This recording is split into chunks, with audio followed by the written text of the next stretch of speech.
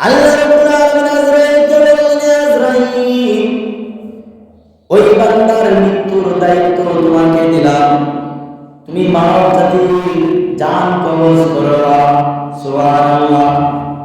আজরাইল আলাইহিস সালাতু ওয়াস সালাম তিনি বললেন, ইয়া রাব্বুল কারীম, এত বড় কঠিন কাজ আমার দ্বারা তো সম্ভব না। আল্লাহ রাব্বুল আলামিন বলেন, ইসরাফিলকে দিলাম, সেও না করল। মিকাইলকে দিলাম, সেও না করল। ফেরেশতা, তোমরা যদি কাজ না করো তাহলে কে করবে? আমি আল্লাহ রাব্বুল আলামিন তোমাকে আদেশ দিলাম, তোমাকে শক্তি দিলাম, তুমি আদমের মাটি এনেছিলে, সেই মাটি দিয়ে আমি আদম বানাইছি। সুবহানাল্লাহ। আর সেই মাটি যেহেতু দুনিয়ার জমিন থেকে আনছো, আমি আমার কাছে দিছো,